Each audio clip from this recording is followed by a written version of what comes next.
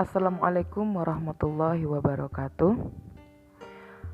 Pada kesempatan kali ini kita akan membahas tentang pendidikan agama Islam dan budi pekerti kelas 8 dengan materi pertama, meyakini kitab-kitab Allah, mencintai Al-Quran. Terlebih dahulu kita lihat pengertian dari kitab dan suhuf. Kitab adalah kalam atau firman Allah Subhanahu wa Ta'ala yang ditulis dan dikumpulkan serta dibukukan yang diajarkan kepada para umat. Sedangkan suhuf, wahyu yang ditulis bentuknya berupa lembaran-lembaran. Kita lihat kepada iman kepada kitab-kitab Allah Subhanahu wa Ta'ala. Kata iman artinya secara harfiah percaya. Sedangkan secara istilah, iman berarti percaya dan meyakini dengan sepenuh hati, mengucapkan dengan lidah, dan membuktikan dengan perbuatan. Iman kepada kitab-kitab Allah Subhanahu wa Ta'ala adalah percaya dengan sepenuh hati bahwa Allah Subhanahu wa Ta'ala telah menurunkan kitab-kitabnya kepada para rasulnya. Berdasarkan Quran surah Al-Maidah ayat 16, Allah menjelaskan, A'udzu billahi minasyaitonir rajim. Bismillahirrahmanirrahim. Yahdi bihillahu man ittaba'a ridwanahu subulas salam. Wa yukhrijuhum minaz zulumati ilan nuri bi'idnih wa yahdihim ila siratim mustaqim. Sadaqallahul azim. Dengan menyebut nama Allah yang Maha Pengasih lagi Maha Penyayang. Dengan kitab itulah Allah menunjuki orang-orang yang mengikuti keridhaannya ke jalan keselamatan. Dan dengan kitab-kitab itu pula Allah mengeluarkan orang-orang itu dari gelap gulita kepada cahaya yang terang benderang dengan seizinnya dan menunjuki mereka ke jalan yang lurus. Ada 4 kitab Allah yang diturunkan kepada para rasulnya, yaitu kitab Taurat, kitab Zabur, kitab Injil, dan kitab Al-Quran. Marilah kita bahas tentang kitab Taurat. Nabi yang menerima adalah Nabi Musa alaihi salam pada abad ke-12 sebelum Masehi. Nama Taurat berarti hukum atau syariat. Diturunkan kepada bangsa Bani Israel atau kaum Yahudi. Bahasa yang digunakan dalam kitab Taurat adalah bahasa Ibrani. Terdapat dalam Quran Al-Mu'minun ayat 49. Kitab Taurat diturunkan di Bukit Sinai. Pokok-pokok ajaran yang ada di dalam kitab Taurat, yang pertama, perintah untuk mengesahkan Allah Subhanahu wa Ta'ala. Yang kedua, larangan menyembah patung atau berhala. Yang ketiga, larangan menyebut nama-nama Allah dengan sia-sia. Yang keempat, perintah menyucikan hari Sabtu. Yang kelima, perintah menghormati kedua orang tua. Yang keenam, larangan membunuh sesama manusia. Yang ketujuh, larangan berbuat zina. Kedelapan, larangan mencuri. Kesembilan, larangan menjadi saksi palsu. Dan yang ke-10, larangan mengambil hak orang lain. Kitab yang kedua yaitu kitab Zabur.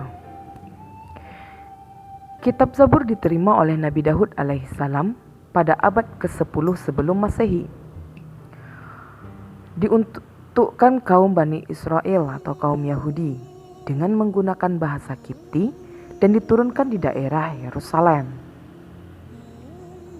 Yang ketiga adalah kitab Injil. Kitab Injil diturunkan kepada Nabi Isa alaihissalam pada abad ke-1 Masehi. Untuk kaum Nasrani, bahasa yang digunakan oleh kitab Injil adalah bahasa Suryani. Diturunkan di daerah Yerusalem, dan Allah menjelaskan dalam Quran surah Al-Maryam ayat 30. Apa saja ajaran yang ada di dalam kitab Injil? Yang pertama, perintah untuk mengesahkan Allah Subhanahu wa Ta'ala. Yang kedua, membenarkan keberadaan kitab Taurat. Yang ketiga, menghapus beberapa hukum dan kitab Taurat yang tidak sesuai lagi dengan perkembangan zaman. Yang keempat, menjelaskan bahwa kelak akan datang Rasul setelah Nabi Isa alaihissalam, yaitu Nabi Muhammad SAW. Yang kelima, Nabi Isa alaihissalam mengajarkan agar kaumnya taat kepada hukum-hukum Allah dan tidak terlena dengan gemerlap harta dan dunia. Yang terakhir, kitab yang diturunkan oleh Allah adalah kitab Al-Quran. Nabi yang menerima kitab Al-Quran adalah Nabi Muhammad SAW, yang diturunkan pada abad ke-7 Masehi untuk umat akhir zaman. Jadi dari umat Nabi Muhammad sampai saat ini, kitab yang kita pegang adalah kitab Al-Quran, berlaku kitab Al-Quran. Bahasa yang digunakan adalah bahasa Arab, dan Al-Quran diturunkan di Gua Hira.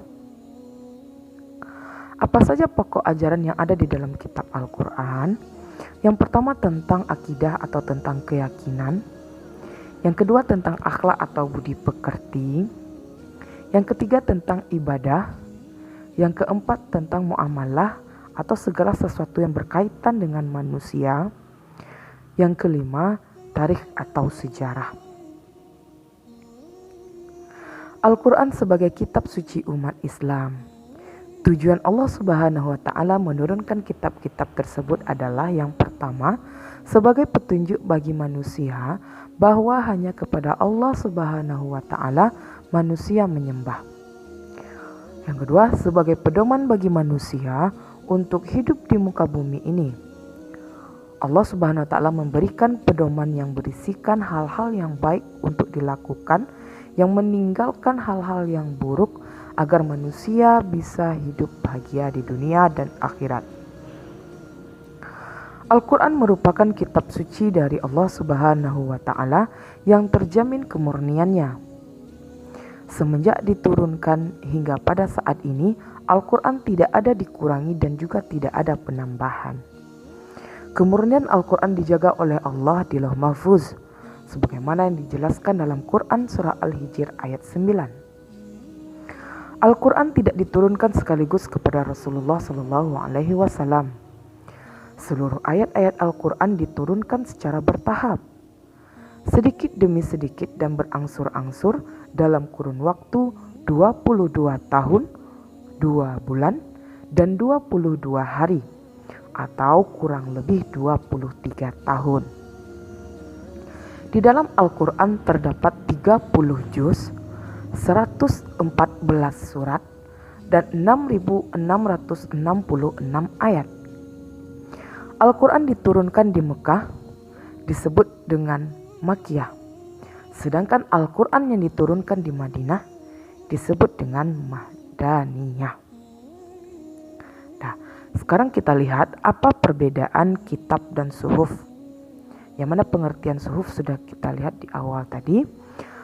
Persamaan antara kitab dan suhuf adalah keduanya sama-sama firman Allah Subhanahu wa Ta'ala yang diturunkan kepada para rasulnya. Lalu apa perbedaan kitab dan suhuf? Perbedaannya adalah isi kitab lebih lengkap daripada isi suhuf.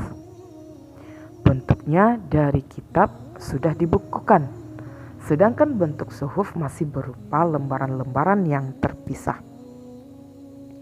Kitab biasanya berlaku lebih lama daripada suhuf.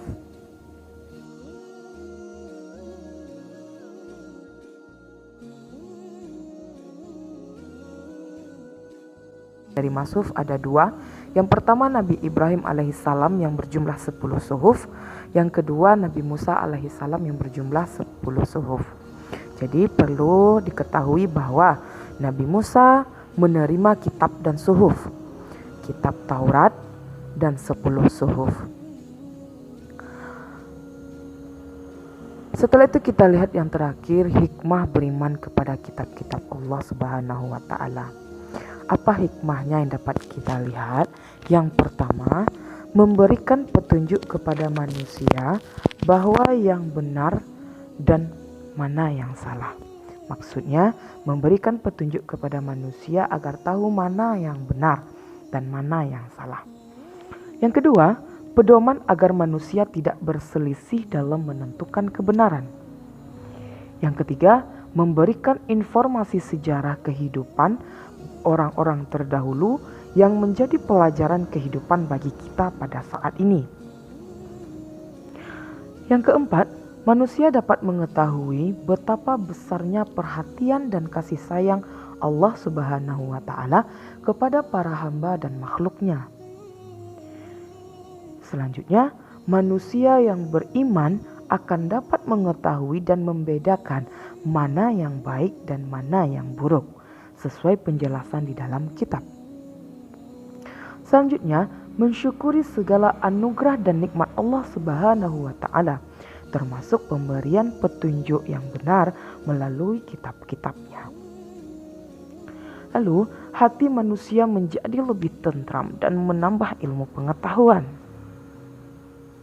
Memiliki sikap toleransi yang tinggi kepada kitab-kitab Allah Subhanahu wa taala, memiliki sikap toleransi yang tinggi karena kitab-kitab Allah Subhanahu wa taala memberikan penjelasan tentang penanaman sikap toleransi, saling menghormati dan menghargai orang lain, bahkan pemeluk agama lain. Dan yang terakhir, meningkatkan kesabaran dalam menerima cobaan, ujian, dan musibah yang menimpa pada diri kita. Demikianlah materi kali ini. Terima kasih telah menonton dan mendengarkan penjelasannya. Sampai jumpa di video berikutnya. Wassalamualaikum warahmatullahi wabarakatuh.